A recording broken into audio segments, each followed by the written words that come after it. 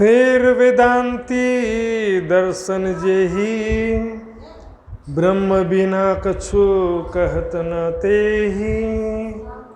माया को अनाद पुन कहे, माया सदा ब्रह्म मध्य रहे। माया सदा ब्रह्म मध्य रहे। माया माहे ब्रह्म है व्यापक।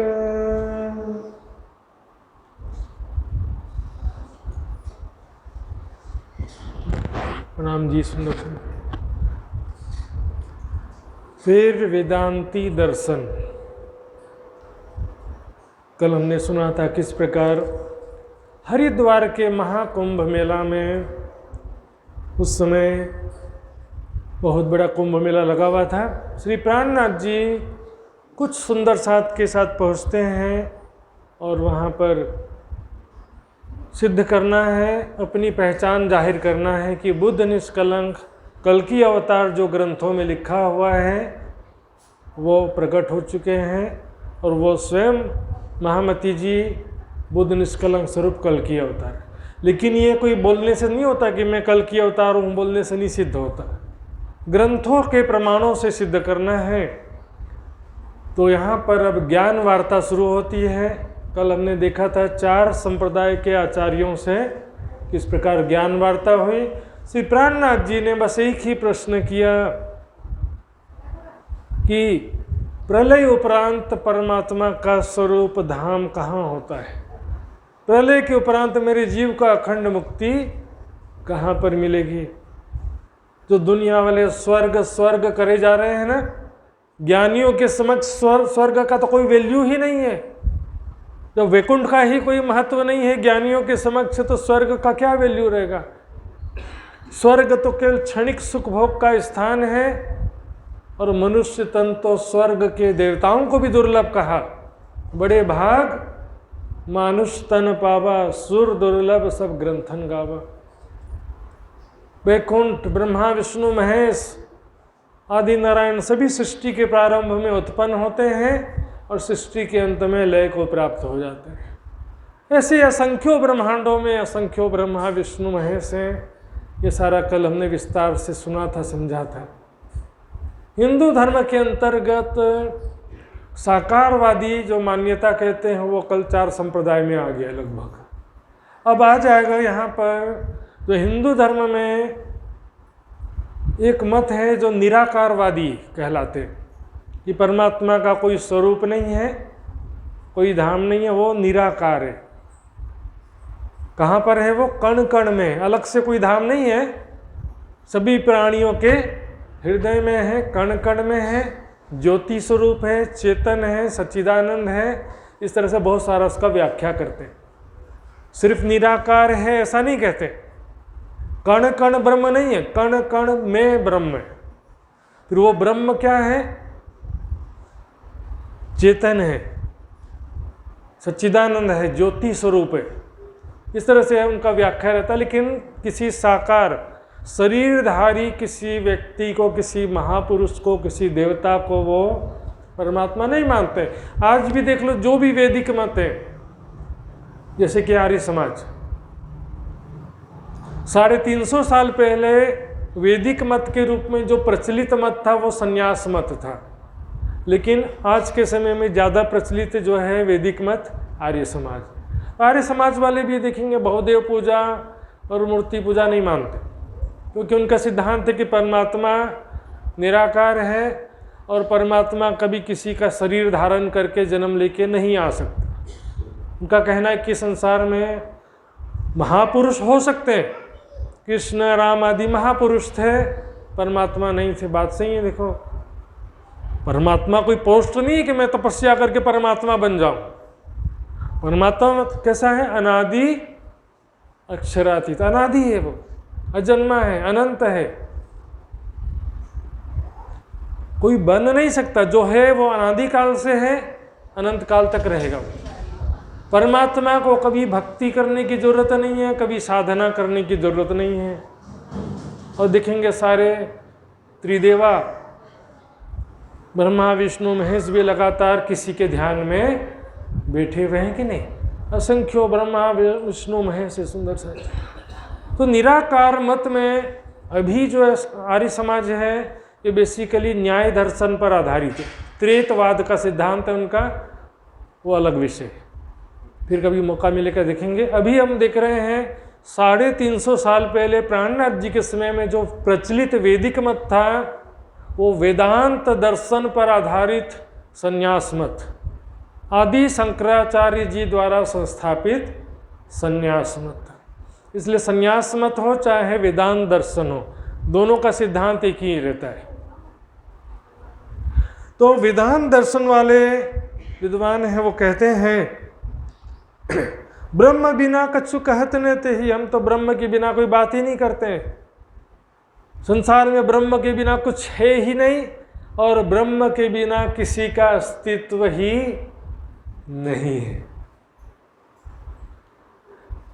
मैं तुम दृश्यमान जगत कुछ नहीं है, सभी ब्रह्म है, मेरे अंदर भी ब्रह्म है। अहम ब्रह्मास्मि, अहम ब्रह्मास्मि का मतलब क्या होता है? मैं ही ब्रह्म हूँ। मैं का मतलब ये शरीर नहीं, मैं का मतलब मेरे अंदर जो चेतना है, जीव चेतना, हृदय चक्र में जो चेतना है, जीव चेतना, उसको कह रहे हैं कि अहम ब्रह्मास्मि, मैं ही ब्रह्म हूँ। तत्त्वमसि ने तुम भी ब्रह्म हो, तुम भी वही हो। मतलब आप सबके अंदर भी जो जीव चेतना है वही ब्रह्म है। सर्वम खल्वम इदम ब्रह्म, संसार के कण कण में, सर्वत्र कण कण में ब्रह्म है। और भी 12 महावाक्य आते हैं, अय आत्मा ब्रह्म, यह आत्मा ब्रह्म है। तो आत्मा शब्द वो परमधाम की आत्मा के लिए प्रयोग नहीं करते हैं। वाणी में भी चुपाई देखना, आत्म नारायण नाचद बुद्ध ब्रह्मा। आत्मा मतलब जीव चेतना, शुद्ध अवस्था में जीव चेतना जो है उसे क्या कहते हैं? आत्मा कहते हैं। संन्यास मत या वेदांत दर्शन की परिभाषा में शुद्ध चेतना या चेतना की शुद्ध अवस्था में वह आत्मा कहलाती है। लेकिन उस शुद्ध चेतना की अज्ञानमयी दशा, इस शरीर इंद्रियां अंतस्करण में जब वो चेतना प्रवेश करती है तो अज्ञानता में आ जाती है, भूल जाती है कि मैं ब्रह्म हूँ। वेदांत दर्शन के हिसाब से बता रहा हूँ मैं कि वो अज्ञान दशा में आ जाती तो उसकी उपाधि क्या हो गई? जीव। जीव क्या है? अज्ञान दशा का नाम है, और शुद्ध अवस्था का नाम है आत्मा। तो आत्मा भी क्या हो गया फिर? कण कण में जो ब्रह्म कहते हैं, कण कण में जो ब्रह्म सत्ता है उसको ही ब्रह्म समझ लिया। संसार के कण कण में ब्रह्म सत्ता तो है ना, वाणी के अनुसार, या में ब्रह्म सत्ता ना होती तो अदखिन रहने ना पावे। कोई तो शक्ति है जिससे संसार सारा चल रहा है, संसार सारा नियंत्रित हो रहा है। कल मैंने बताया था ना, सुमंगला शक्ति। अक्षर के हृदय में, जब अक्षर के हृदय में खेल देखने की इच्छा होती ना कि मैं कोटि ब्रह्मांड देखूं बना करके, तो अक्षर के हृदय में सुमंगला शक्ति प्रकट होती है। सुमंगला शक्ति मोह सागर को उत्पन्न करती। उस मोह सागर में अक्षर का मन स्वयं को आदि नारायण के रूप में देखता। सपना स्टार्ट हो गया ना। तो वो सुमंगला शक्ति ही यहाँ पर काल माया, महामाया, स्वाप्निक चेतना शक्ति, ब्रह्म सत्ता, सब उसी के नाम है। क्या करें? ध्यान से देखिएगा। माया को अनाद पुण्य कहें, माया भी अनादि है। तो माया मतलब दृश्यमान जगत की बात नहीं कर रहे। जिस शक्ति से ये संसार दृष्टिगोचर हो रहा है उस शक्ति को बोलते हैं माया। माया के द्वारा ये सारा संसार दृष्टिगोचर हो रहा है। जैसे प्रोजेक्टर दिखाते हैं ना महाराज जी, प्रोजेक्टर में क्या होता है? जैसे बिजली का कनेक्शन दिए तो बिजली से प्रोजेक्टर चालू हो जाएगा और पर्दे पर लाइट आना शुरू हो जाएगा, ठीक है ना। तो बिजली से वो सारा दृश्य दिखाई दे जाए प्रोजेक्टर में। उसी प्रकार सुमंगला शक्ति ही स्वप्न में आती है, उसी को ही काल माया या महामाया कहते हैं या माया कहते हैं। तो माया के विषय में लिखा है विवेक चूड़ामणि में, जो भी शंकराचार्य जी द्वारा रचित ग्रंथ है विवेक चूड़ामणि। और भी वेदांत दर्शन में भी लिखा है कि माया क्या है? ब्रह्म के हृदय की एक शक्ति है। इसलिए माया को अनादि कहा कि माया भी ब्रह्म के हृदय की शक्ति है, तो भी तो अनादि हुई ना। फिर शक्ति का कभी लय नहीं होता है। दृश्यमान जगत का लय होगा, शक्ति का कभी लय होता नहीं है। माया सदा ब्रह्म विचरे, ब्रह्म के अंदर ही माया रहती। सुमंगला शक्ति ब्रह्म के हृदय से प्रकट होती है ना। इसलिए तो देखिए क्या कहा वाणी में, ए माया ब्रह्म सबलिक ए त्रिगुण की परातम। सबलिक ब्रह्म में जो सुमंगला शक्ति का मूल स्थान है, वो सभी जीव चेतनाओं का मूल है। त्रिगुण की परातम, परातम किसे कहते हैं? मूल तन को। लेकिन मूल तन से मतलब नहीं, यहाँ पर मूल उद्गम स्थान। सभी प्राणियों के अंदर जो चेतना एक ही है कि अलग अलग है? अजाजिल जीव कहा गया ना, अजाजिल जीव दुनी का, ये जो कहिया माहे सब के अंदर में एक ही जीव चेतना, अलग अलग स्थान से नहीं आई। देखिए मैं सपने में देख रहा हूँ कि मैं बस में बैठ के जा रहा हूँ, सपने में ऐसा देख रहा हूँ, ठीक है। मैं सपने में देख रहा हूँ कि मेरे साथ में 2-4 और भी सुंदर साथ मेरे साथ बैठे हैं या बस में यात्रा कर रहे हैं, ठीक है। तो मेरे सपने में जो मेरा तन है और मेरे सपने में और भी बहुत सारे तन है। देखो सुपन में, जो सुपन में देखिए कई लाखों वजूद देखा है, तो सबके शरीर कैसे दृष्टिगोचर हो रहे हैं? मेरी ही चित्त की शक्ति से तो सब दृष्टिगोचर हो रहा है ना। मृत व्यक्ति को सपना नहीं आता है, जीवित व्यक्ति को ही तो सपना आएगा ना। मेरी चित्त की चेतना से ही तो मेरा मन चित्त बुद्धि सब काम कर रहे हैं ना। तो मेरी ही चित्त की चेतना से सपना भी दृष्टिगोचर हो रहा है। अब ध्यान देंगे, मेरे सपने में जो मेरा तन है उसके अंदर भी मेरी चित्त की चेतना है, और मेरे सपने में दूसरे जो 10 लोग हैं उनके अंदर किसकी चेतना है? बाजू वाले की थोड़ी चेतना निकल के आएगी। मेरे सपने में 4 लोग हैं, मान लो कि मैं और प्रियांक जी आजू बाजू में सो रहे हैं। मेरे सपने में मैंने देखा कि प्रियांक जी मेरे सपने में मेरे साथ में बस में जा रहे हैं, लेकिन प्रियांक जी भले बाजू में सो रहे हैं, लेकिन इनकी चेतना मेरे सपने में नहीं आई है। मेरे सपने में जो भी है सबके अंदर मेरी ही चित्त की चेतना है, लेकिन मुझे केवल मेरे स्वाप्निक तन के सुख दुख का अनुभव होता है। मेरे सपने में दूसरे लोग लड़ेंगे, कटेंगे, मरेंगे, मुझे बहुत ज़्यादा फर्क नहीं पड़ता है ना। जो सपन में देखिए यार, क्या तो सपने में ऐसा देख रहे हो कि बस में जा रहे थे और बहुत सारे लुटेरे आ गए अचानक से, जो सपन में देखिए, सपन में ऐसा देख रहे हैं हम कि झगड़ा हो गया, मेरे सामने 4 लोगों को लुटेरों ने मार दिया, और वो तलवार चाकू लेकर के सपने में मुझे मारने के लिए आ रहे हैं। मैं भी बस में बैठा हूँ ना, तो तलवार चाकू लेकर के मुझे मारने के लिए आए, और जैसे ही तलवार लेकर के से मेरे गर्दन में खच्च से घुमा दिए। अब क्या होगा? सपना चालू रहेगा कि बंद हो जाएगा? बंद हो जाएगा ना। मेरा सपना बंद हो गया और मैं जहां सोया था अपने बिस्तर में उठ गया। लेकिन बाकी जो 4 लोग मेरे से पहले मरे थे, वो लोग कहाँ गए? उनका कोई मूलतन तो था नहीं ना। इसको बोलते हैं स्वाप्निक सृष्टि। तो क्या होता है कि सभी प्राणियों में यहाँ पर अक्षर की जो मन की सुरता है, मेरे मन की सुरता मेरे स्वाप्निक तन में विशेष रूप से रहती। मेरी शक्ति तो सबके तनों में है, मेरी चित्त की शक्ति सभी स्वाप्निक तनों में, पूरा सपना ही मेरी चित्त की शक्ति से चल रहा है। लेकिन मेरे मन की सुरता वो केवल मेरे ही स्वाप्निक तन में होती है। इसलिए मुझे केवल अपने स्वाप्निक तन के सुख दुख का अनुभव होता है, दूसरों का नहीं होता। आदि नारायण जी बैठे हैं ना, जहाँ भी बैठे हैं, हमें ज्ञान प्राप्त हो रहा, उनको ज्ञान प्राप्त नहीं होगा। जीव चेतना या चेतना शक्ति सबके अंदर एक ही है। फिर भी क्या होता है कि सुरता, अक्षर की मन की सुरता आदि नारायण के अंदर है, हमारे अंदर नहीं है, सबके अंदर नहीं है। बाकी सबको वो दृश्यवत देख रहे हैं। इसी प्रकार अब इनका सिद्धांत क्या हुआ कि कण कण में जो ब्रह्म सत्ता है उसको ही माया कहते हैं, काल माया, महामाया। उसी से ये सारा संसार बनता है, दृष्टिगोचर होता है, चलता है।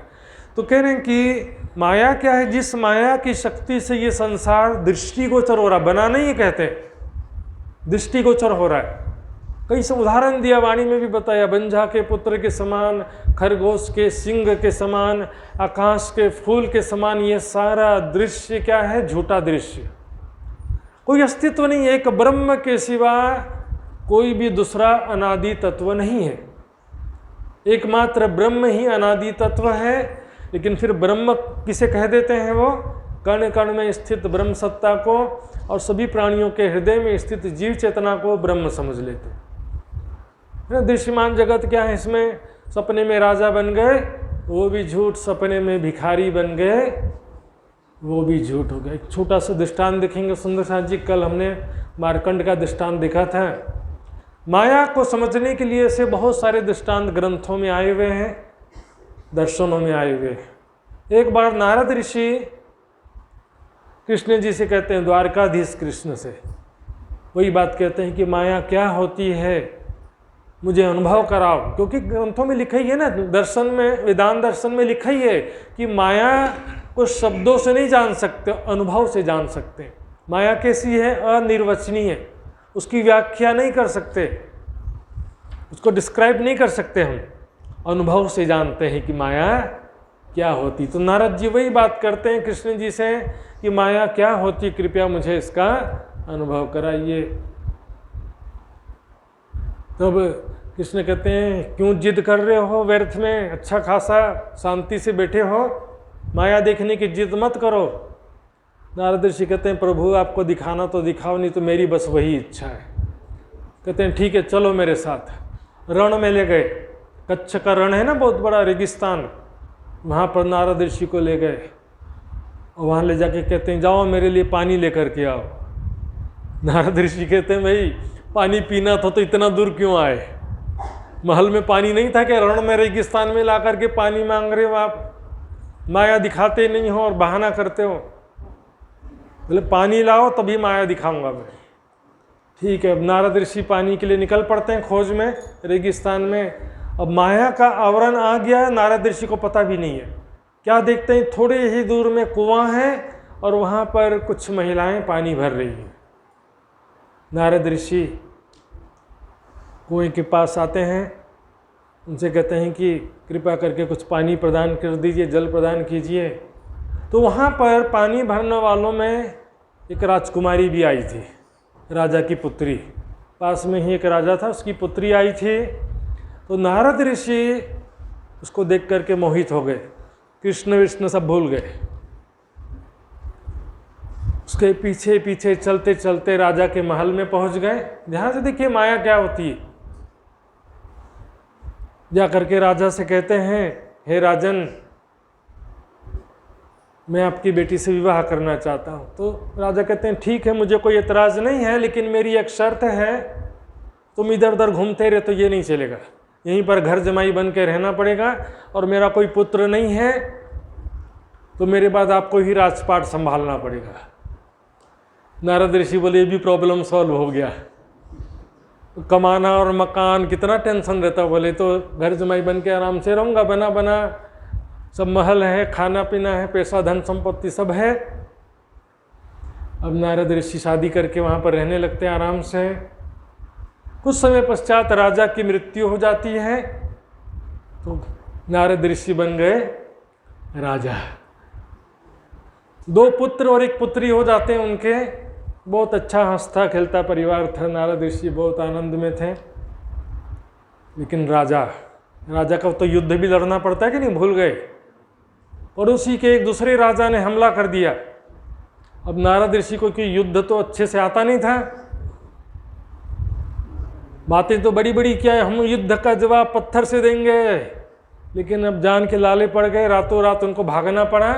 नारद ऋषि, उसकी पत्नी, 2 बेटा और 1 बच्ची, सब रातों रात भागते हैं, दर दर की ठोकरें खा रहे हैं। अब राजा से क्या बन गए, भिक्षा मांग रहे हैं, मेरा बच्चा भूखा है, कुछ दे दो, मेरी बच्ची भूखी है, कुछ खाने के लिए दे दो। सुंदर साथ जी, ऐसा बुरा हालत हो गया। कुछ लोगों ने कहा, देखो नदी पार करके उस पार चले जाओ, वहाँ पर जो गांव है वहाँ के लोग बहुत ही अच्छी धार्मिक स्वभाव के हैं। बोले ठीक है चलो। वहाँ एक नाव पड़ी थी नदी के किनारे, नारद ऋषि ने अपनी पत्नी और बच्चों को बिठाया और नाव खुद चलाने लगे। चलाते चलाते बीच में तो ले गए, नाव भी ठीक से चलाना कहाँ आता था। हमको नाव चलाने दे देंगे तो हम रास्ते में आगे बढ़ पाएंगे ना, पीछे बीच में फंस जाएंगे। नारद ऋषि से ठीक से चलाया नहीं गया और नाव पलट गई, उल्टी हो गई। इधर पत्नी डूब रही है, उधर बच्चे डूब रहे हैं, पप्पा बचाओ। उधर बेटी बोल रही है पप्पा बचाओ। एक को बचाने जाते हैं दूसरा डूबने लगता है, दूसरे को बचाने जाते हैं तीसरा डूबने लगता है।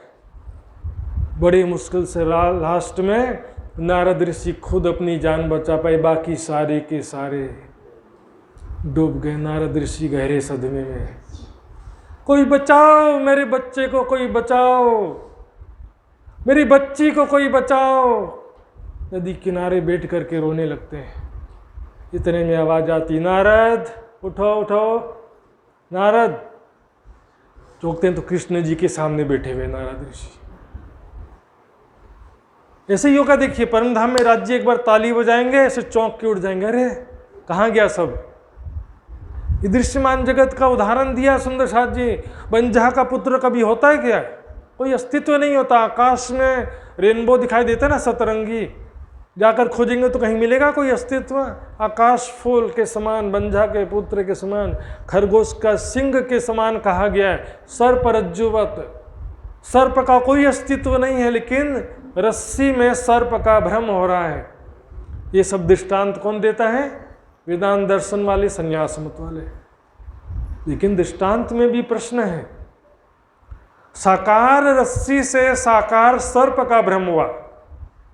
रस्सी साकार है तो साकार सर्प का भ्रम हुआ ना, और फिर सर्प का जब भ्रम दूर हुआ तो साकार रस्सी बचा कि नहीं बचा? तो दृश्यमान जगत यदि भ्रम है तो साक्षात भी तो कहीं होना चाहिए ना। बिना पेड़ के छाया कैसे बनेगा? पेड़ नहीं होगा तो छाया बनेगा? निराकार से निराकार ही उपजे और साकार से साकार ही उत्पन्न हो सकता है। सुंदर साथ। और भी उदाहरण देते, बोले तिल में जिस प्रकार तेल है, दूध में जिस प्रकार घी है, उस प्रकार से संसार के कण कण में परमात्मा है कहते हैं। तिल में तेल तो है लेकिन तिल को उगाने वाला किसान नहीं है। तिल के अंदर किसान थोड़ी होता है। दूध के अंदर घी तो है लेकिन दूध को देने वाली गाय दूध के अंदर नहीं है।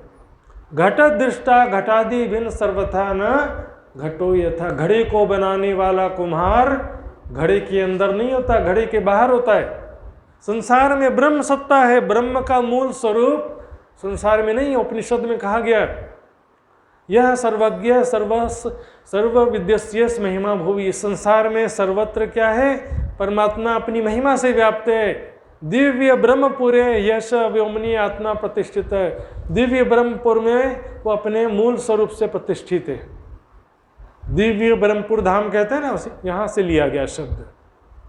प्यारे सुंदर साथ जी कहते माया बिना हम ब्रह्म बिना कुछ कहते ही नहीं है। एक अनादि तत्व ब्रह्म है कहा, फिर क्या करे कि माया भी अनादि है, लेकिन माया का अलग से कोई अस्तित्व नहीं है। माया कहाँ पर है? ब्रह्म के हृदय की शक्ति, तो उसका अलग से अस्तित्व नहीं होता। जैसे मेरे और मेरे हृदय की शक्तियाँ दो अलग अलग अस्तित्व नहीं कहेंगे। ब्रह्म और ब्रह्म का दो साबित स्वरूप को अलग अलग नहीं माना जाता। माया माहे ब्रह्म है व्यापक, सर्वदेशी है सर्वलायक। ध्यान दें, संसार के कण कण में सर्वत्र ब्रह्म ही व्यापक है चारों तरफ। यहाँ पर देखिए, जो संसार दृश्यमान जगत को स्वप्न समान कहा, माया कहा, जादू कहा, तिलिस्म कहा, खेल तमाशा कहा, नाटक मंच का, सभी संतों महापुरुषों ने, सभी पैगंबरों ने यही बात कहा। इस विषय में कोई दो मत नहीं है। प्राणनाथ जी ने भी वही कहा, रे मन भूलना महामत, देख दुनिया तो आप संभार। ये दुनिया नहीं बावरी, ये रच्यो माया ख्याल। पहले क्या कहा? रे हो दुनिया बावरी, होवत जन्म गवान। फिर क्या कहते हैं, ये दुनिया नहीं बावरी। जिसका अस्तित्व हो तो उसको बावरा कहेंगे ना, जिसका कोई अस्तित्व ही नहीं है। सपने में दो पागल आ गए थे, सपने में किसका अस्तित्व, कौन पागल, सपना तो झूठ था ना टोटल।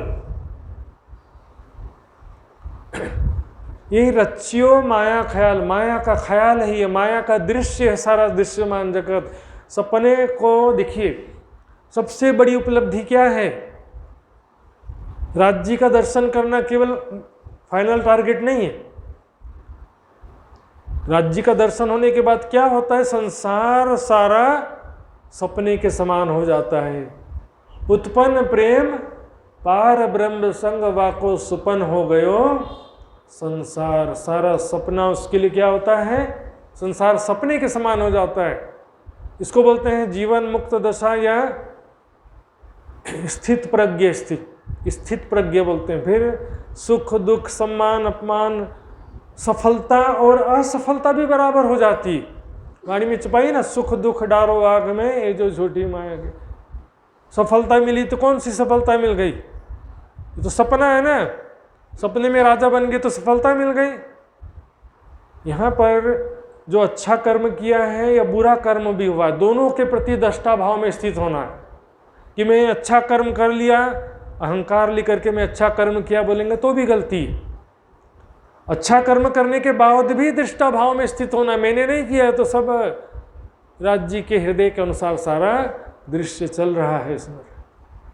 ब्रह्म बिना दूजा जो देखे तिनको हम अज्ञानी लेखे। ब्रह्म के बिना कहता कि दूसरा कुछ है तो उसको हम अज्ञानी मानते। ब्रह्म के बिना कुछ भी दूसरा नहीं है।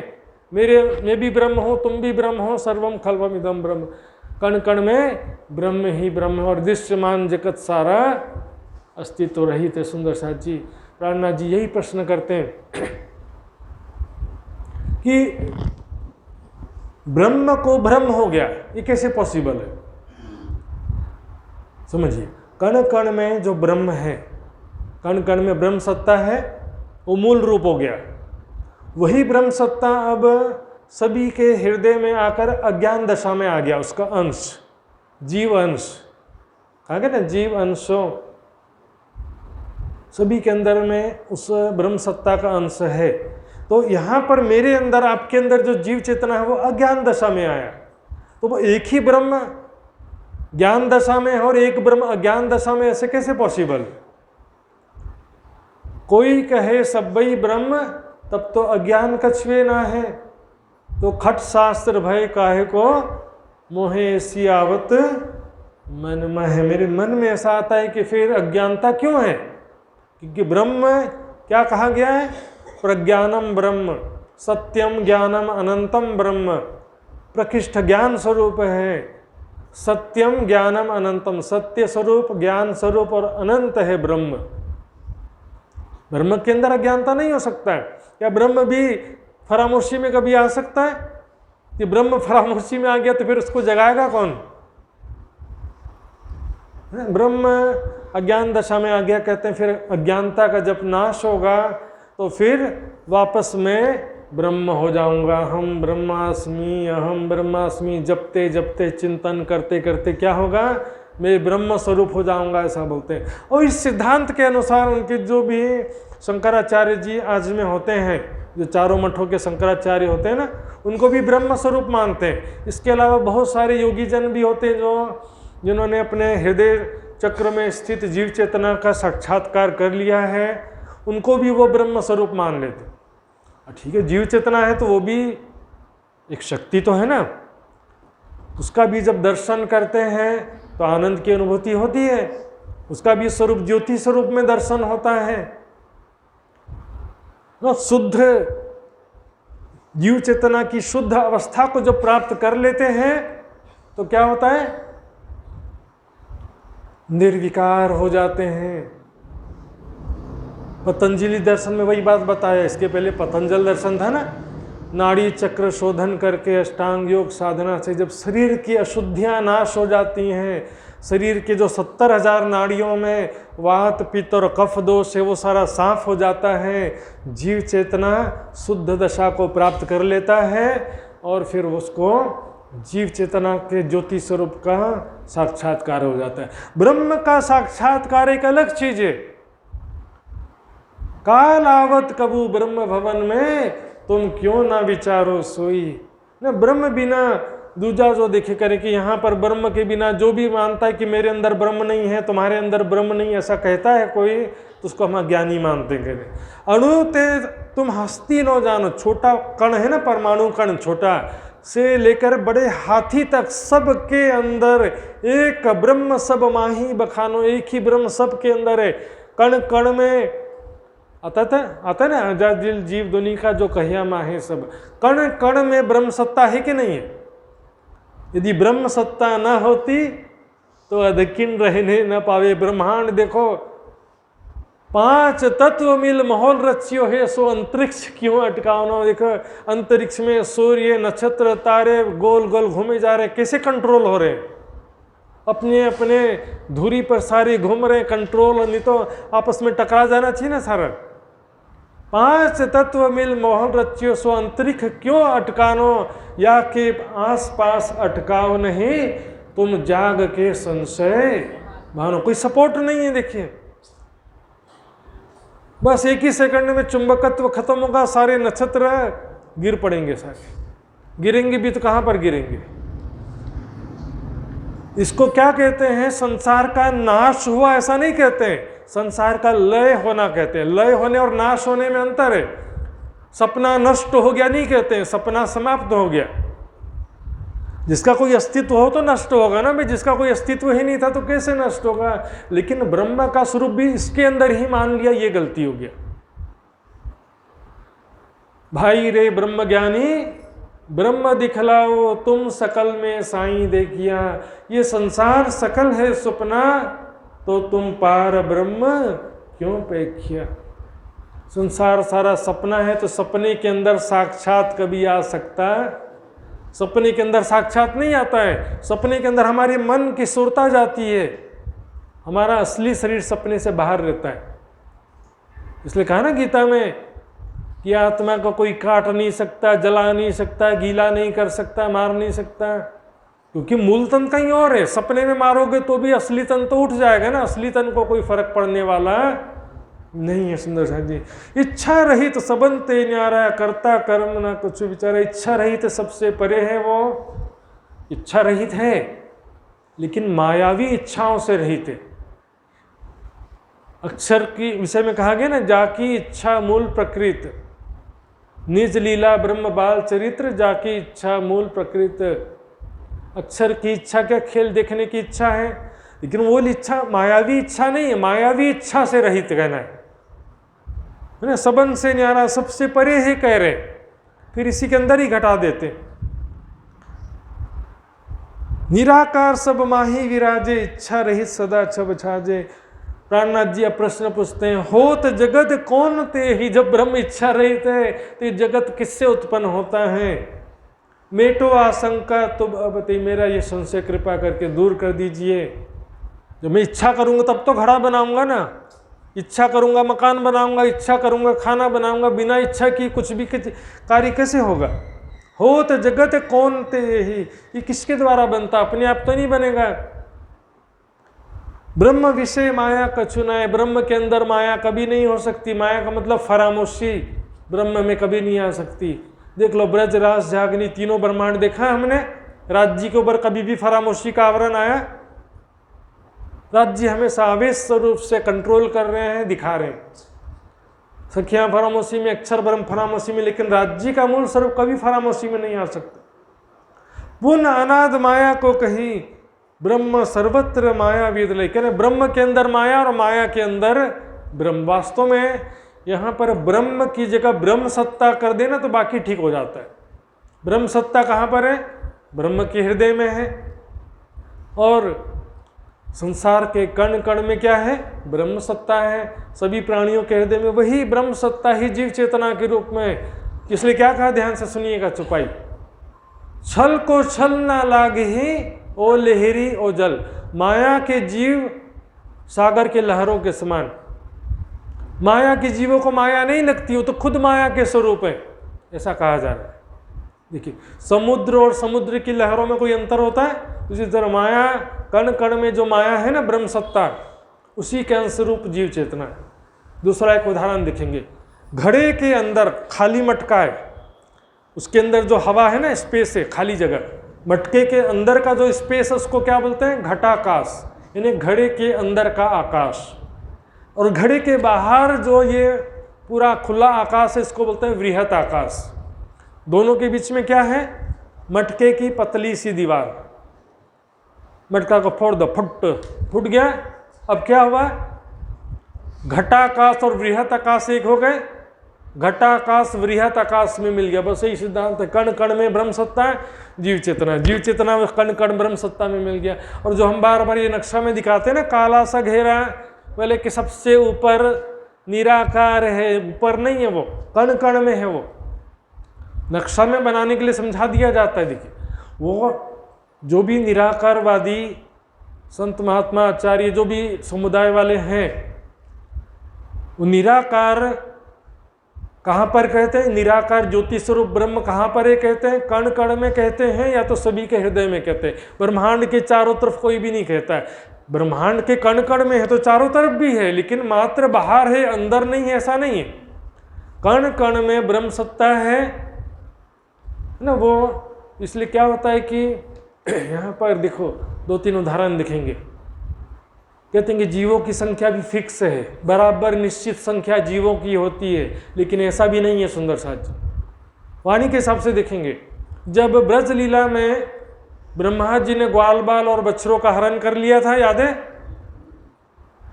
तो कृष्ण जी ने अपनी माया से, राज जी ने वैसे के वैसे डुप्लीकेट ग्वाल बाल बना दिया, वैसे के वैसे डुप्लीकेट बछड़े बना दिया। उनके अंदर जीव भी था कि जैसे बिना जीव का बना दिया, जीव सहित बनाया ना नया। अब डबल हो गए कि नहीं जीव? एक तो ब्रह्मा जी ने जो गुफा में छिपा रखा है वो भी ग्वाल बाल बछड़े हैं, और यहाँ पर डुप्लीकेट बन गए। अब ये डुप्लीकेट ग्वाल बाल और बछड़े अपने अपने घर गए।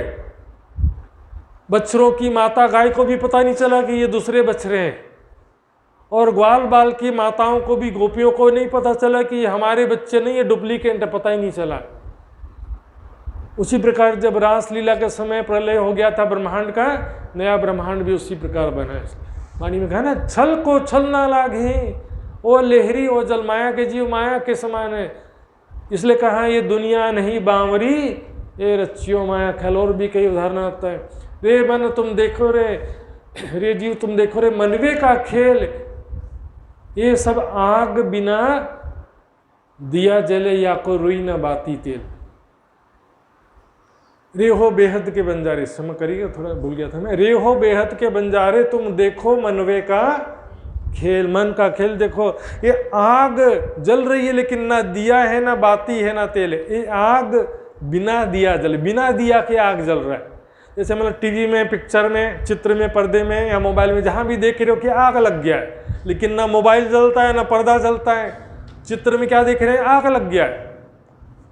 चित्र में देख रहे हैं कि बारिश गिर रहा, लेकिन गीला तो कोई भी नहीं होता बाहर में। इसी प्रकार ये दृश्य प्रपंच कहा गया सुंदर साथ जी। माया ब्रह्म, ब्रह्म मध्य माया कौन विद, ब्रह्म के मध्य माया कभी भी हो सकती नहीं। ये तीन काल नहीं आए, अर्थात ब्रह्म को कभी भी माया फरामोशी में नहीं डाल सकती हैं। अक्षर ब्रह्म भी हमेशा से, जो अनादि काल से करोड़ों ब्रह्मांड देखते हैं सुंदर साथ जी, वो भी फरामोशी अवस्था में नहीं देखते हैं, जागृत अवस्था में। जैसे हम बैठे बैठे ख्यालों में खो गए ना, ख्यालों में खो गए, कल मुझे जाना था, नहीं हो पाया, मैं कल ये काम कर, बैठे बैठे ख्यालों में जागृत स्थिति में भी खो जाते कि नहीं खो जाते। उसी प्रकार अक्षर ब्रह्म संकल्प मात्र से करोड़ों ब्रह्मांड देखते हैं। केवल इस ब्रह्मांड में अक्षर ब्रह्म खामोशी में है, क्योंकि यह ब्रह्मांड सारा राज्य के द्वारा कंट्रोल हो रहा है। ये माया छे अति बलवंती उपनी छे मूल धनी थकी, मूल धनी के द्वारा ये सारा कंट्रोल हो रहा। सुंदर साथ जी, इस प्रकार वेदांतन से वाद बहु भया, जो मेला माया, वेदांतियों से बहुत वार्ता होता है। अभी सभी विद्वान आचार्य मिलकर के कहते हैं कि हमारे से प्राणनाथ जी ने ऐसा ऐसा प्रश्न कर दिया, हम जवाब नहीं दे पाए, अब हमारी बारी है, हम भी उनसे प्रश्न करेंगे और क्लीन बोल्ड कर देंगे। बोले मतलब हम भी ऐसा ऐसा प्रश्न करें, वो जवाब ना दे पाए, देखते हैं 14 लोक के बाहर का क्या बताते हैं। उनको तो मालूम नहीं था ना, बिल 14 लोक के बाहर का, कण कण और पिंड ब्रह्मांड से बाहर का तो कुछ मालूम ही नहीं है, तो कहीं ना कहीं तो फंसेंगे ना प्राणनाथ जी। ऐसे कर सब मिल करके पूछते हैं। तब सब मत मार्ग ने मिलके कही श्री जी सो विख्यात, श्री प्राणनाथ जी से सब मिल करके कहते हैं अपने मत हम सब कहे, अब आप कहो साक्षात। हम सब ने अपना अपना सिद्धांत, अपना परिचय पद्धति बताया आपको, अब कृपया करके आप भी अपना परिचय दीजिए। कौन शास्त्र में कहाँ कही है, कौन से शास्त्र में कहाँ लिखा है, उसका प्रमाण भी, बिना प्रमाण की बात नहीं होता है, सुना सुनाया बात से काम नहीं चलेगा। सो हमें कहो दे साक्षी दे करके बताइए, नई राह है तुम्हारी सो कहो हमें विदभाग। आपका मार्ग कुछ नया लगता है, आपका क्या सिद्धांत है, आप क्या मान्यता, कृपया करके समझाइए, अपना परिचय दीजिए। श्री जी का जवाब, श्री प्राणनाथ जी सबसे पहले अपना परिचय देते हैं हरिवंश पुराण से। अभाविनो भविष्यन्ति मुनियो ब्रह्म रूपेण उत्पन्नाय कलो युगे प्रधान पुरुष आश्रय कथा योगेन्तान सर्वान पूज्यन्ति मानवा यस्य पूजा प्रभावेन जीव सृष्टि समुद्र। इसी श्लोक को चुपाई के रूप में यहाँ कहा गया। ये श्लोक कौन बात कर रहा है? व्यास जी और राजा जन्मेजय जी की वार्ता चल रही है। जब राजा जन्मेजय पूछते हैं तो कि वो समय जो है बताते हैं व्यास जी कि जो सृष्टि के प्रारंभ से भी अत्यंत दुर्लभ हैं, दुर्घट हैं, ऐसे ब्रह्म रूप मुनि जगत में प्रकट होंगे जो पहले कभी जगत में प्रकट नहीं हुए। अभाविनो जो कभी नहीं हुए हैं, भविष्यन्ति यानी होंगे, ब्रह्म रूप मुनि जगत में प्रकट होंगे। जन्मेजय जी पूछते भी हैं कि सृष्टि के प्रारंभ से सबसे पहले सनकादिक ऋषि कहलाए, 4 पुत्र थे ब्रह्मा जी के, उसके बाद से अब तक लाखों, हजारों लाखों ऋषि मुनि संत महात्मा हो गए, क्या आप में से कोई भी ब्रह्म रूप नहीं हुआ? कहते हैं ना, हम ऋषि हैं, मुनि हैं, ब्रह्म रूप नहीं है। कब होंगे? कलयुग में होंगे। ब्रह्म रूप मुनि प्रकट हैं, दुर्घट सब थे जो है ब्रह्म रूप मुनि जगत में प्रकट होंगे कलयुग में। नृप तब पूछी व्यास सो सनकादिक थे सोए। नृप राजा पूछते हैं जन्मेजय कि सनकादिक से लेकर आज तक अनेकों ऋषि हो गए हैं, तुम लो ऋषि बहु प्रगटे, क्या ब्रह्म रूप तुम न भय?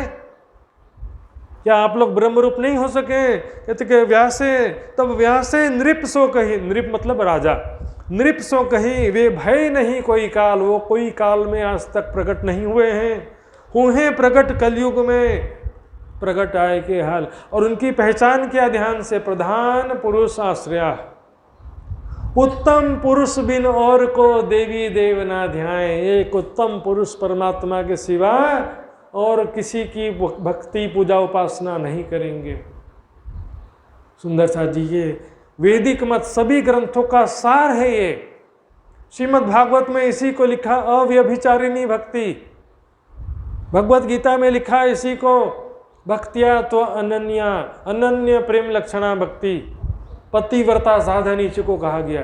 कबीर जी ने इसी को कहा, एक साधे सब सधे, सब साधे सब जाए, कोई भी काम ना आए।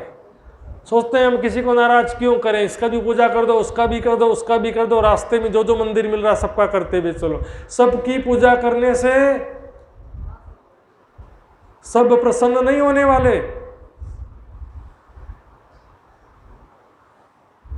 सबकी पूजा से सब प्रसन्न हो जाएंगे, गलतफहमी है। सब साधे सब जाए, ब्रज लीला का प्रमाण देख लो।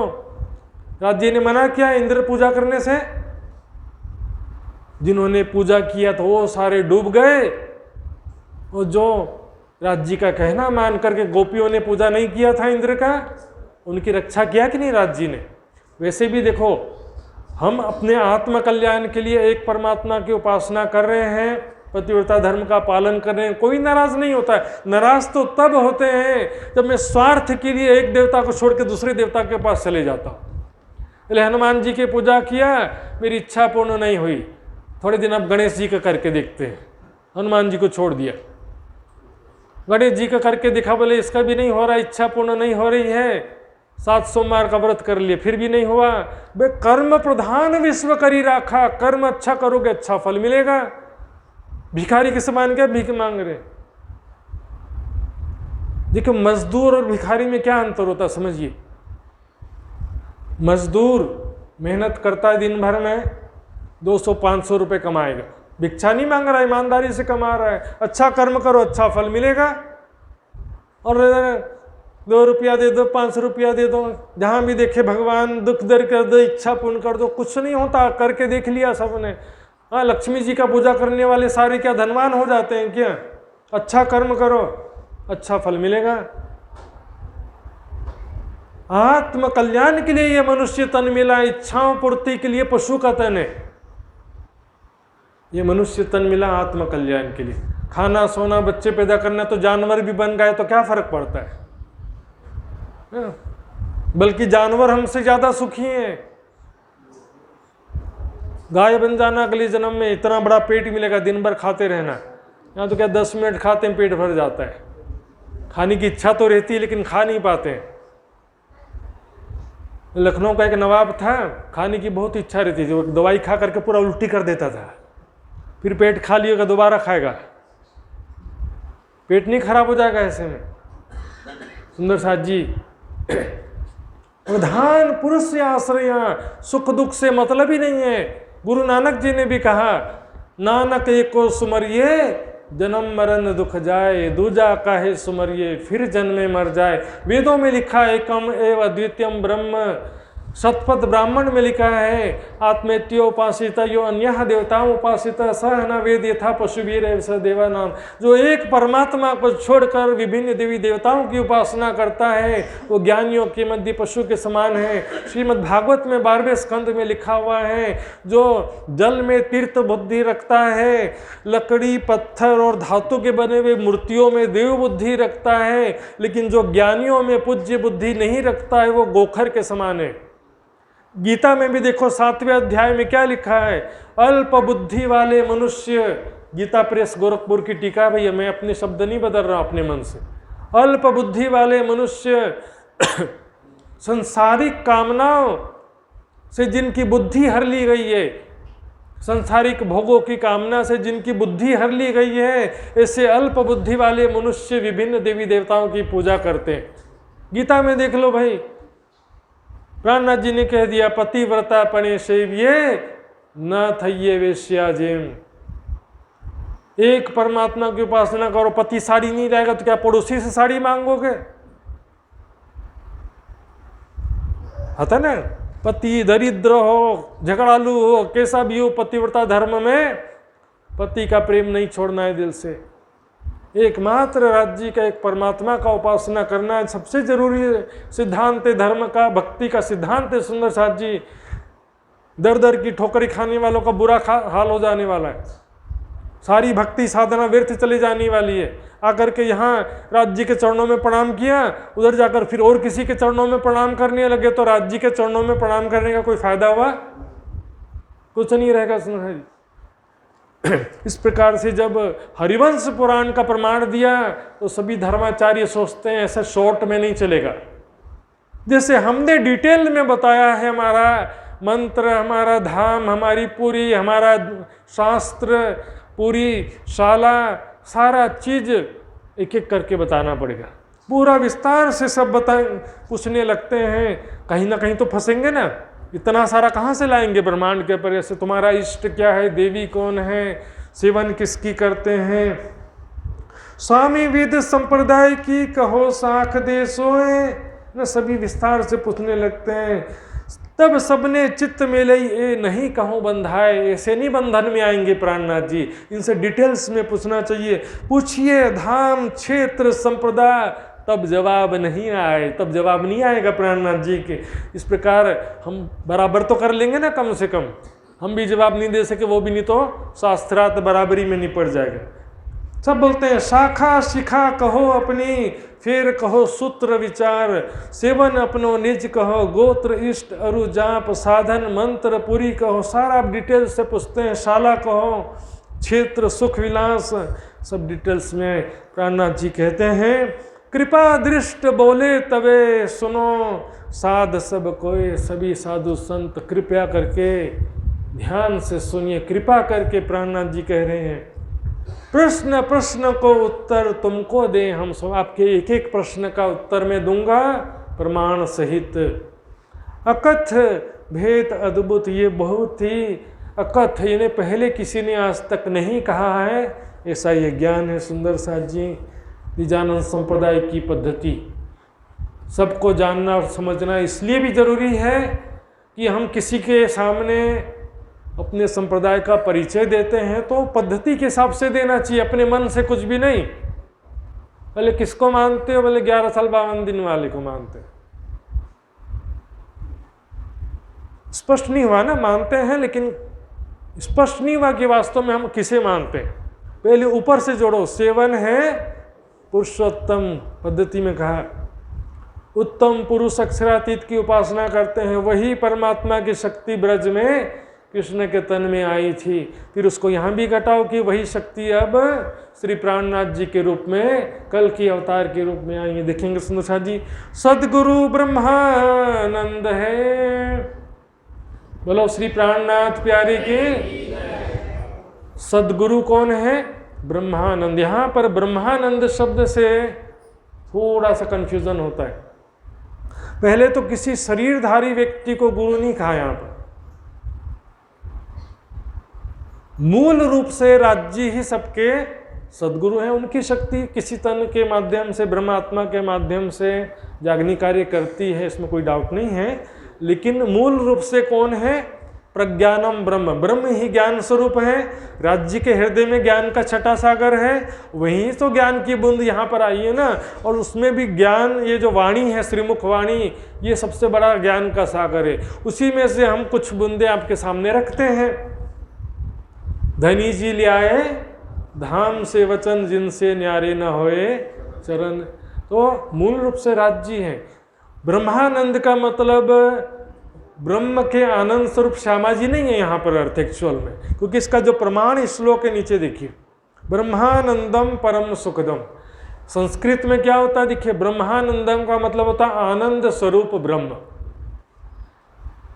आनंद स्वरूप जो ब्रह्म है, इसलिए वाणी में भी आती है ना, सदगुरु मेरे श्याम जी। राज्य महाराज ही मूल रूप से सदगुरु हैं। श्यामा जी का माध्यम बनाया, श्यामा जी को अपना आवेश देकर उनसे जागनी कार्य कराया। श्री देवचंद जी निजानंद हैं, 3 प्रकट करी संप्रदाय, लास्ट में छुपाई आता है। इसलिए सूत्र है अक्षर रूप। सूत्र क्या होता है? जनेऊ धारण करते हैं ना, जनेऊ को ही सूत्र कहते हैं।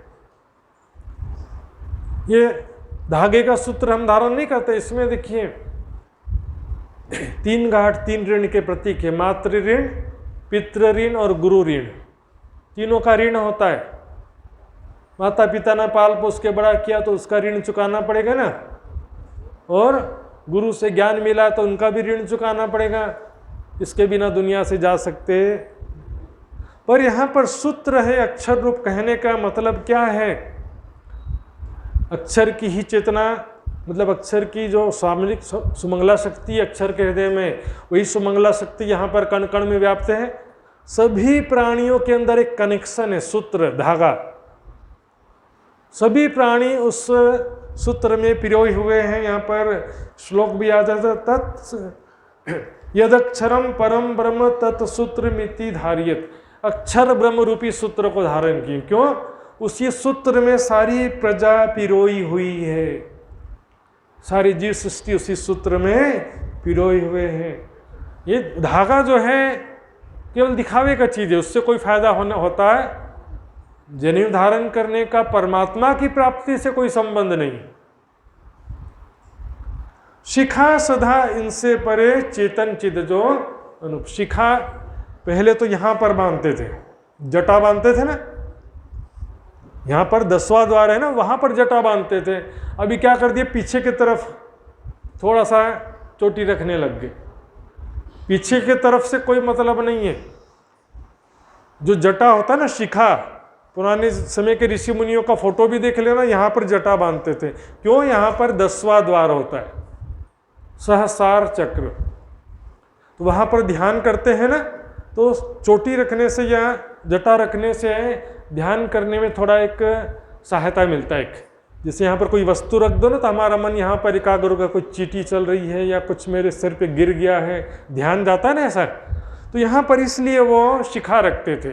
लेकिन हम तो यहाँ 10वें द्वार में या शरीर के किसी भी चक्र में ध्यान नहीं करते। हम शरीर के किसी भी चक्र में, मूलाधार चक्र, मणिपुर चक्र, कटी चक्र और ये हृदय चक्र, कंठकूप चक्र, आज्ञा चक्र, सहस्रार चक्र, शरीर के किसी भी चक्र में ध्यान करने का हमारा कोई सिद्धांत नहीं। शिखा सदा 3 से परे, चेतन चिद उज्ज्वल, निराकार के पार, 3 पार के भी पार, मूल स्वरूप अक्षरातीत का ध्यान करते हैं ना। राज्य का ध्यान करना है, क्षर अक्षर से परे मेरी सुरता जा रही है, बोलते कि नहीं। तो यहाँ पर हमारी शिखा ये नहीं है। हमारी शिखा कौन है? चेतन चिदघन स्वरूप राज्य हमारी शिखा है। सेवन है पुरुषोत्तम, उत्तम पुरुष शब्द कहाँ से आया? गीता से आया।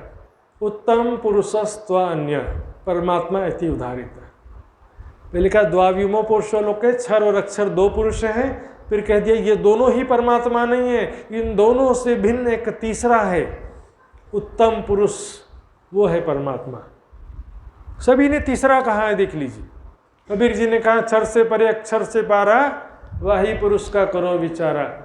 कबीर जी ने भी कह दिया अक्षर लोक के ऊपर अक्षरातीत अनूप, निरख हंस कौतूहल करें दर से युगल स्वरूप। उपनिषदों में कहा क्षरात पर है अक्षरा, अक्षरात पढ़ता पर इति पर ब्रह्म, क्षर अक्षर से परे ही सबने कहा है। सुनो शाह जी, तो गीता के हिसाब से उत्तम पुरुष जो अक्षरातीत है उनकी हम उपासना करते हैं। ब्रज रास अरब जो भी जागनी ब्रह्मांड में भी, चाहे मेरा ठाकुर का तन हो, चाहे देवचंद जी का तन हो, ये कोई भी परम धाम में मिलने वाला नहीं है। सुंदर साथ जी, ये सपने में जो लीला हुई है सब बेहद मंडल में अखंड हो जाएगी, लेकिन परम धाम में इनमें से कुछ भी मिलने वाला नहीं है। बोलो श्री प्राणनाथ प्यारे की। गोत्र चिदानंदन, गोत्र जो हमारा मूल है, जिससे हमारा वंश चला है, जिससे हम उत्पन्न हुए एक प्रकार से। तो चिदानंद मतलब राज श्यामा जी के अंग हैं सभी सुंदर साथ। चिदघन स्वरूप राज्य, आनंद स्वरूप श्यामा जी। तो राज श्यामा जी ने अंगो कह देते हैं, राज्य के भी अंगे कह देते कि नहीं। तो गोत्र उसको कहा गया। यह संसारिक किसी व्यक्ति से या विष्णु भगवान से हमारा अस्तित्व नहीं आया है।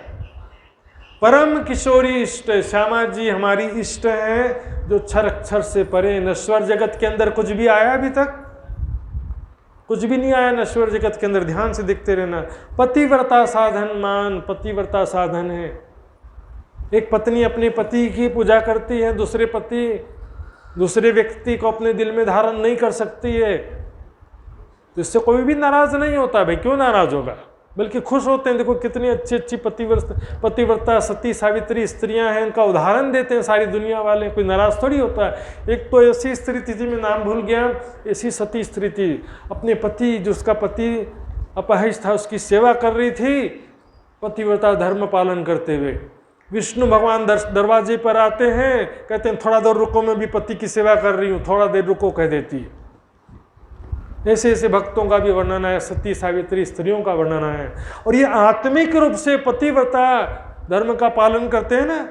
कितना भी कष्ट हो, राज्य से कभी नहीं बोलना कि मेरा दुख दूर कर दो, मुझे ये वस्तु प्रदान कर दो, मेरे धन प्रदान कर दो, नौकरी बच्चा, कुछ भी नहीं बोलना। बिना किसी कामना के निस्वार्थ भाव से राज्य की बंदगी भक्ति सेवा साधना करोगे ना, वो वस्तु मिलेगी जो मांगने से भी कभी मिल सकती नहीं। पति भी तो सोचेगा ना कि मेरी पत्नी कभी कुछ मांगती नहीं है, कहीं मेरी पत्नी को कोई दुख तो नहीं है। और दुनिया में तो ऐसा होता है कि पति को मालूम नहीं रहता कई बार कि पत्नी को कोई दुख है, लेकिन राज्य को तो सब मालूम है ना भाई। राज्य को नहीं मालूम कि हमारे को क्या दुख है, हमको बोलना पड़ेगा तभी मालूम चलेगा। राज्य को बोलने की जरूरत नहीं है। सच्चे दिल से निस्वार्थ भाव से प्रतिव्रता साधन का पालन करते जाइए। इस विषय में देखो गीता का भी श्लोक प्रमाण में दिया, ना हम वेदर न तपसा न दानेन न चेज्या भक्तिया तो अनन्या शक्य अहमेव विधो अर्जुन। ये प्रमाण दे रहे हैं कि गीता में भी लिखा, मैं बोल रहा था ना, भक्तिया तो अनन्या, अनन्य प्रेम लक्षणा भक्ति। अनन्य मतलब एक के सिवा किसी दूसरे अन्य का भक्ति नहीं करना है। युगल किशोर को जाप है मंत्र तारतम सोए युगल किशोर।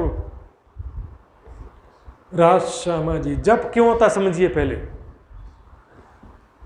एक होता शुष्क जप, न वैराग्य है न जिसका जप कर रहे हैं उसका पहचान भी नहीं है।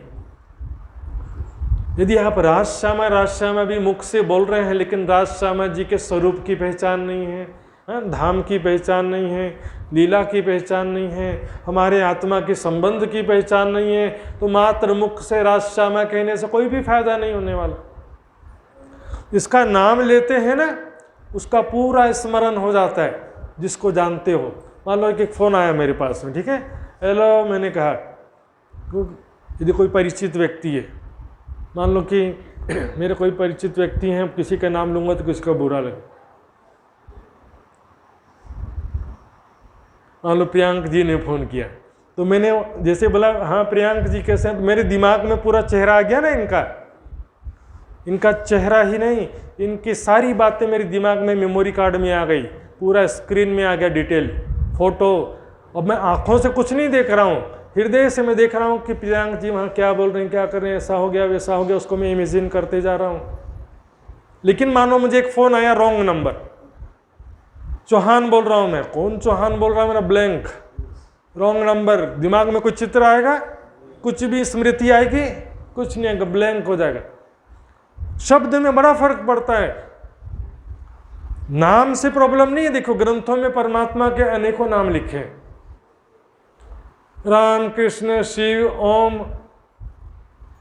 गणपति, सारे नाम परमात्मा के भी हैं और सारे नाम यहाँ पर देवताओं या महापुरुषों के भी हैं। वेदों में क्या कहा गया, एकम सद विप्र बहुधा वदंती, एक सत्य परमात्मा को ज्ञानी जन अनेकों नाम से पुकारते हैं। राम मतलब सभी योगियों के हृदय में रमन करने वाला परमात्मा। एक संप्रदाय है वहाँ पर गुजरात में और झाबुआ तरफ में ना, संप्रदाय का नाम क्या है, राम शरणम, राम शरणम बोलते हैं। हमारा संप्रदाय क्या है, राम शरणम।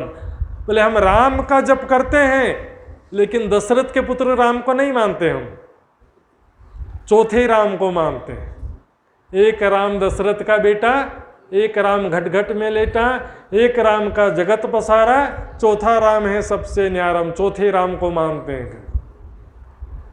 ओम नमः शिवाय। पौराणिक मत वाले यह मंत्र का जप करते हुए शंकर भगवान का लक्ष्य लेते हैं, लेकिन वैदिक मत वाले इसी मंत्र को जपते समय एक परमात्मा का लक्ष्य लेते हैं। शिवाय मतलब सबका कल्याणकारी परमात्मा, नॉट शंकर भगवान। गणपति मतलब गणेश के पुत्र का नाम है, लेकिन वेदों में जो शब्द आया समस्त ब्रह्मांडों का स्वामी परमात्मा को भी कहा गया है। विष्णु भगवान है 14 लोक के मालिक, लेकिन परमात्मा का भी एक नाम है विष्णु, क्योंकि सारे जगत का पालन करने वाला परमात्मा। ओम मतलब सर्वरक्षक परमात्मा। तो शब्द से मतलब नहीं है। देखिए अब हमारा भी आ जाइए, कृष्ण शब्द बोलते हैं ना कई लोग, तो कृष्ण शब्द से किसका स्मरण होगा बताओ, राज्य का स्मरण होगा या ब्रजरास वाले स्वरूप का स्मरण होगा? ब्रजरास का ही तो स्मरण होगा ना। तो शब्द ऐसा होना चाहिए कि मूल स्वरूप का स्मरण हो। प्राणनाथ शब्द में भी कंफ्यूजन कर दिया है। प्राणनाथ जी बोलूंगा तो ज्यादातर लोगों के मन में महाराज ठाकुर का भाव आएगा, आएगा कि नहीं आएगा? प्राणनाथ जी महाराज बोले तो महाराज ठाकुर महामती जी की बात कर रहे हैं, जबकि वाणी में क्या कहा गया, श्री प्राणनाथ निज मूल पति, दो सुपन ए तीसरा दिखाया प्राणनाथ। लेकिन स्मरण नहीं हो रहा तो क्या करें, प्रॉब्लम हो गया ना। शब्द में प्रॉब्लम नहीं है, शब्द का भाव लक्ष्य नहीं ले पा रहे, इसलिए राज श्यामा जी बोलेंगे तुरंत स्मरण होगा। और वो भी राज श्यामा जी के स्वरूप का ज्ञान है, वहाँ की शोभा का, लीलाओं का ज्ञान है, तो राज श्यामा शब्द आपको पूरे परम धाम का भी स्मरण करा सकता है। बोलो श्री प्राणनाथ प्यारे की दाज बूझत है एक शब्द में जब कहूँ धनी श्री धाम, दर्द पूर्वक विरह पूर्वक पहचान के साथ में है धाम धनी पुकारो। हमारी दर्द पुकार राज्य तक पहुँचती सुन रहे न। युगल किशोर को जापे मंत्र तारतम सोए। तारतम सुंदर साथ जी, एक होता ज्ञान, पूरी वाणी ही तारतम ज्ञान है। जो 6 चौपाई है उसको तारतम मंत्र यहाँ पर कह रहे, 6 चौपाइयों को। अब ध्यान देंगे सुंदर साथ जी, 6 चौपाई भी कहाँ कहाँ क्या क्या अवतरित हुई जरा जानना जरूरी है। पहली चौपाई जो थी देवचंद जी के तन के माध्यम से अवतरित हुई, क्योंकि राज जी ने केवल ज्ञान कहा था जो बातचीत कर रहे थे। श्याम जी के मंदिर में बातचीत हुई और उसके बाद जो है देवचंद जी ने गुरु शिष्य परंपरा का निर्वाह करने के लिए पहला चौपाई हुआ।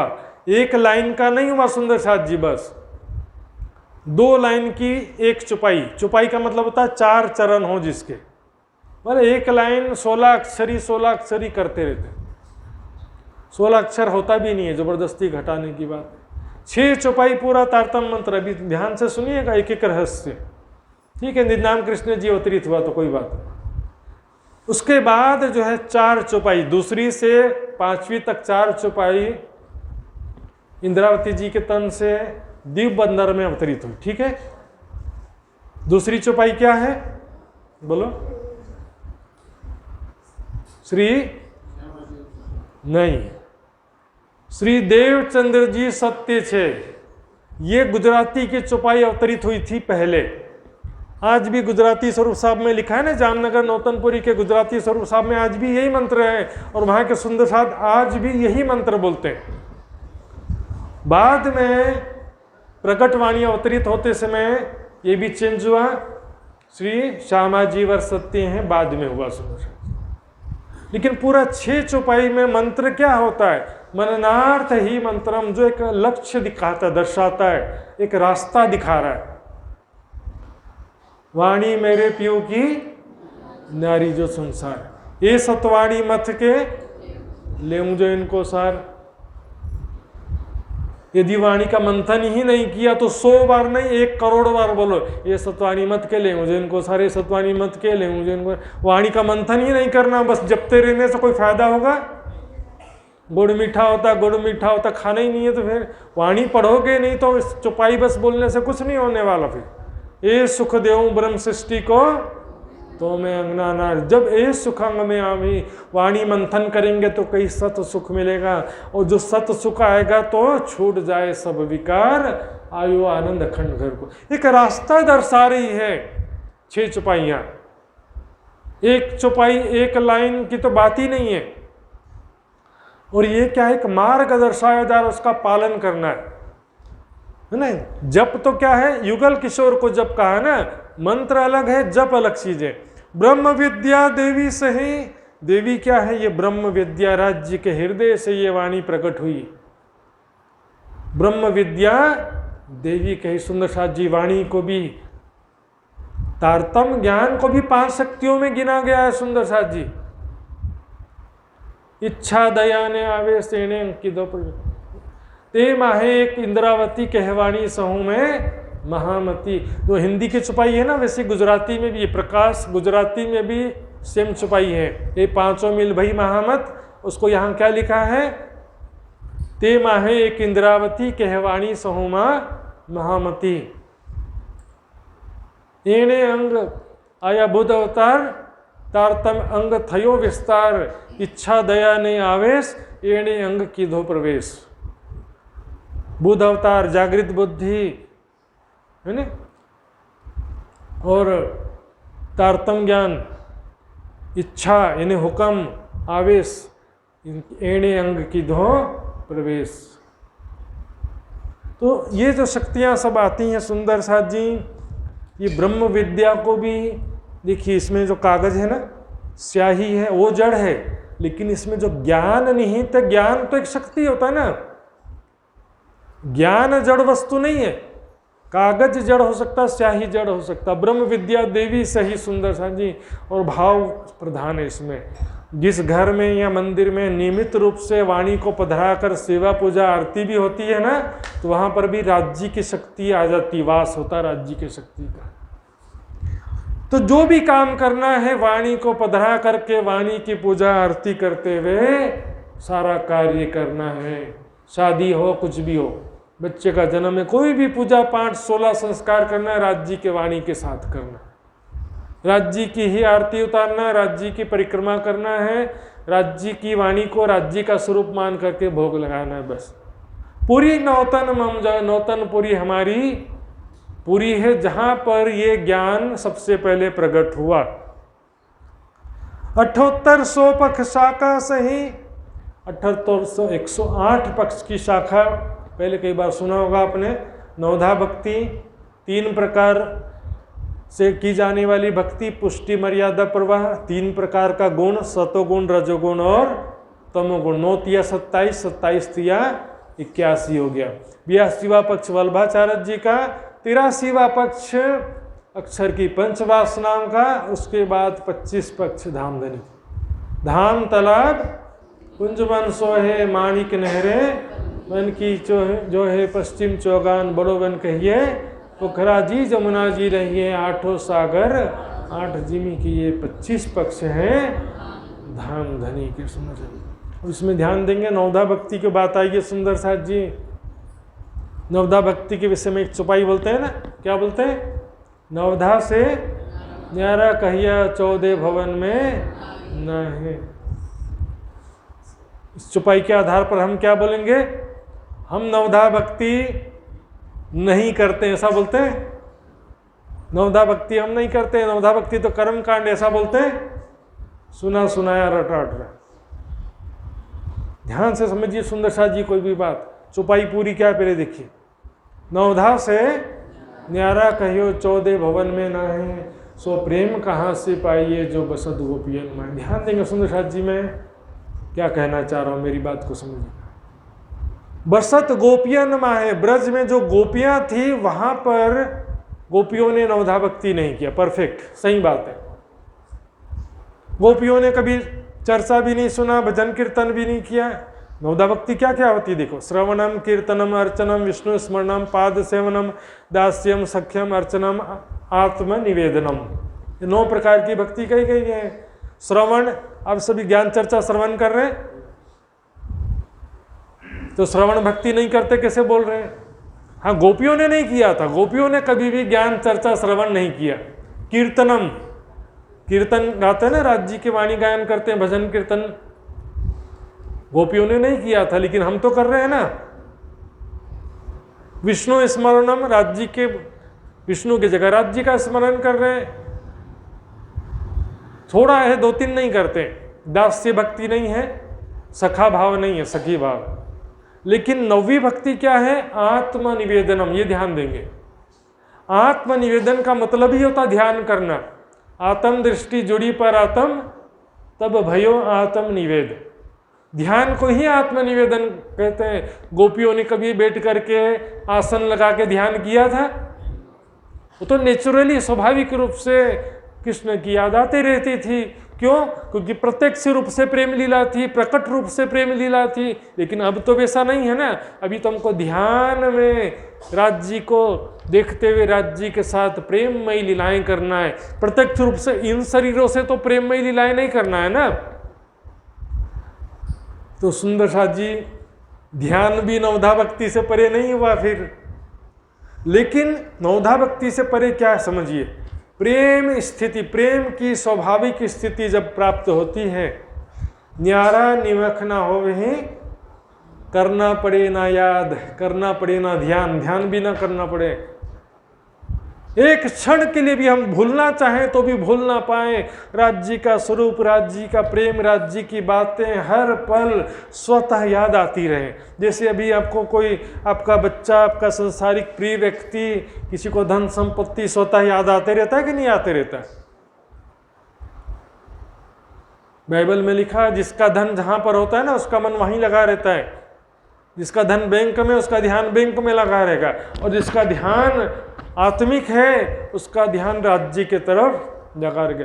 चितवनी करते करते वाणी पढ़ते पढ़ते क्या होगा, एक स्थिति ऐसी आएगी, याद नहीं करना पड़ेगा राज्य का स्वरूप, राज्य की प्रेम भरी बातें, बीते हुए प्रेममय पल हर पल स्वतः याद आते रहें। खाते पीते उठते बैठते सोबत सुपन जागृत, दम न छोड़े माशुक को जाकी असल हक निस्बत। सपने में भी कौन याद आता है, जिसका दिन भर चिंतन किया वही तो सपने में याद आता है। और दिन भर हर पल वैराग्य की एक स्वाभाविक स्थिति होती है और एक प्रेम की स्वाभाविक स्थिति होती है। वैराग्य की स्वाभाविक स्थिति में क्या होता है, संसार हर पल अग्नि के समान लगते रहेगा, संसार में कुछ भी अच्छा नहीं लगेगा। और प्रेम की स्वाभाविक स्थिति में प्रेमास्पद राज्य की याद हर पल आती रहेगी। सुंदर साथ जी, शाला है गोलोक, गोलोक अखंड ब्रजलीला, 5वीं बहिष्ठ, उसको बोलते हैं गोलोक। हमारी जो ब्रजलीला अखंड है ना बेहद मंडल में, वो हमारी शाला है। सदगुरु चरण को क्षेत्र है जहाँ जाए सब शोक। सदगुरु के चरणों में जब ब्रह्म ज्ञान प्राप्त होता है ना, माया का सारा दुख दूर हो जाता है। धन मिलने से माया का दुख दूर नहीं होता है, ज्ञान मिलने से माया का दुख दूर होता है कि ये तो सब झूठ है, असत्य है, हम तो परम धाम की आत्माएं हैं, राज्य के चरणों में मूल मिलावे में बैठी हुई हैं, वहाँ तो दुख का नामो निशान भी नहीं है। सुख विलास में है नित्य वृंदावन, 4वीं बहिष्ठ अखंड रास लीला, हमारा सुख विलास का स्थान है जहाँ पर हमने कभी रास लीला किया था, हम ही थे गोपियों के रूप में वहाँ पर। ऋषि महाविष्णु है, जो महाविष्णु हमारे ऋषि हैं, जिनके माध्यम से संसार के समस्त धर्म ग्रंथों में प्रमाण लिखवाया गया। वेद हमारो स्वसम है, न सामवेद न ऋग्वेद न यजुर्वेद न अथर्ववेद। 4 संप्रदाय वालों ने क्या कहा था, हम ऋग्वेद को मानते हैं, हम अथर्ववेद को मानते हैं, हम सामवेद को मानते हैं। प्राणनाथ जी ने कह दिया मैं हम चारों वेद को नहीं मानते। प्रमाणिक ग्रंथ हैं पर मानना एक अलग चीज होता है।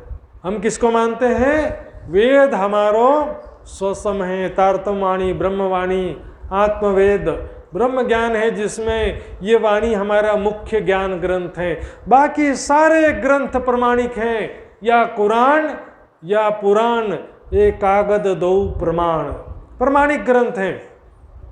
या के मगज मायने हम पास अंदर आए खोले श्री प्राणनाथ। सुनो जी, तीर्थ है जमुना सोए, परम धाम जी की जमुना जी हमारा तीर्थ है, ये वाला नहीं।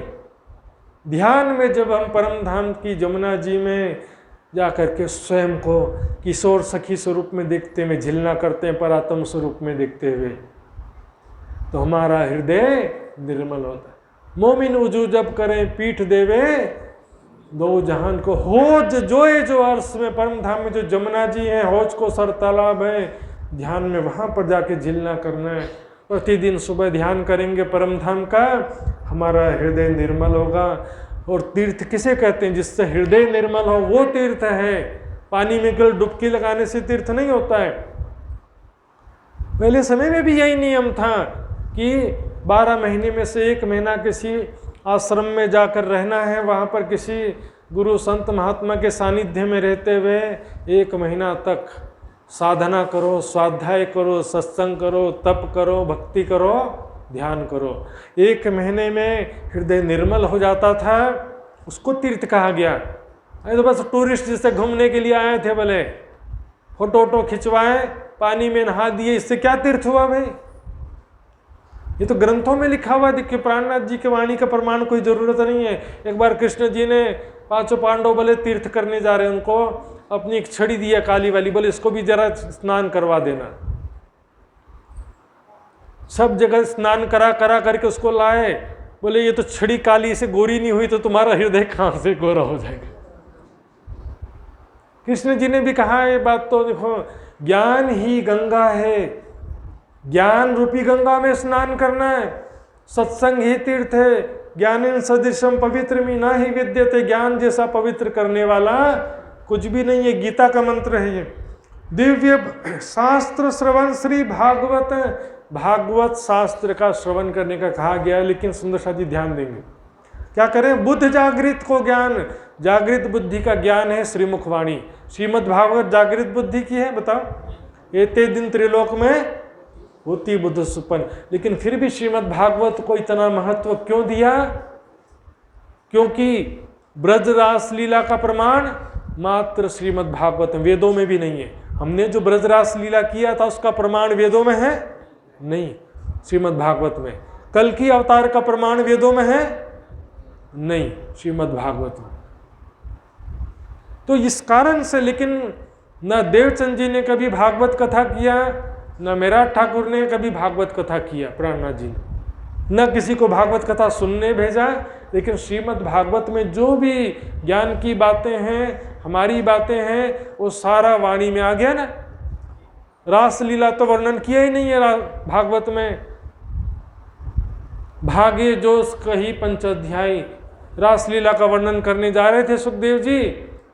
राजा परीक्षित ने प्रश्न कर दिया है, कैसे परमात्मा हैं, पर स्त्रियों के साथ ऐसा कैसे कर रहे हैं? कहने वाला उठ के गया, मैं जोगी तो राजा रहिया, रास का सुख न जाए कहिया। वो रास ग्रंथ श्री मुखवाणी में विस्तार से रासलीला का पूरा वर्णन है वाणी में।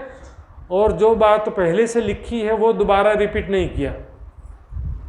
तो ये शास्त्र श्रवण श्री भागवत बुद्ध जागृत का ज्ञान है हमारा।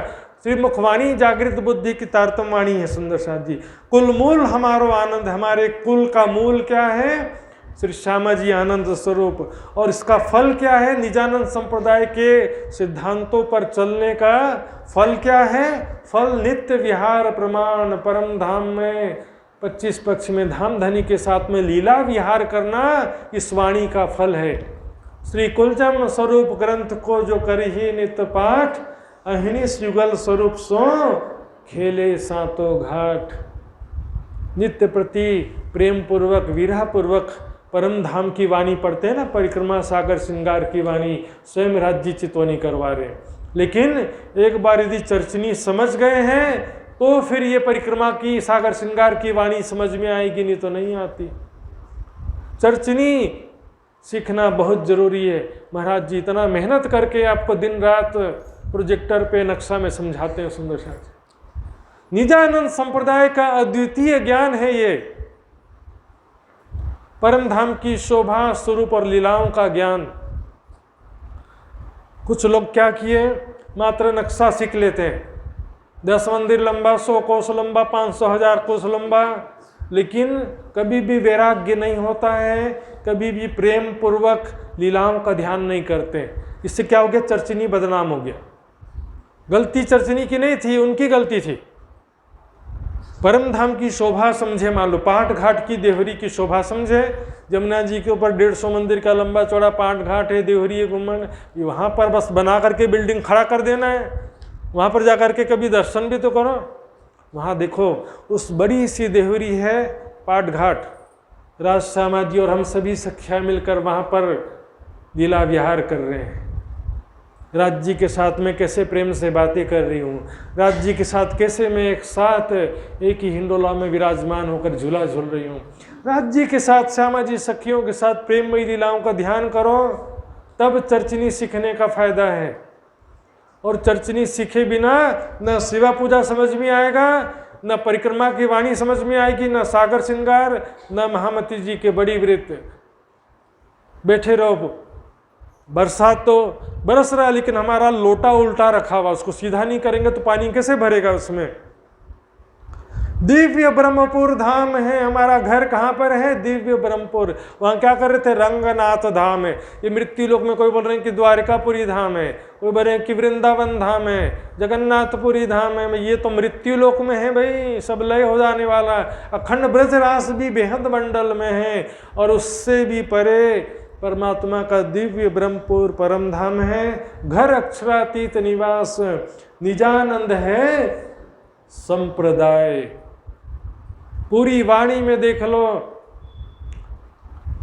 2 ही शब्द आया है, निजानंद। निज आनंद हमारा अपना आत्मा का आनंद है। प्रणामी कृष्ण प्रणामी, प्रणामी मंदिर, कृष्ण प्रणामी धर्म, ऐसा कोई भी शब्द कहीं पर भी नहीं आया सुंदर साथ जी।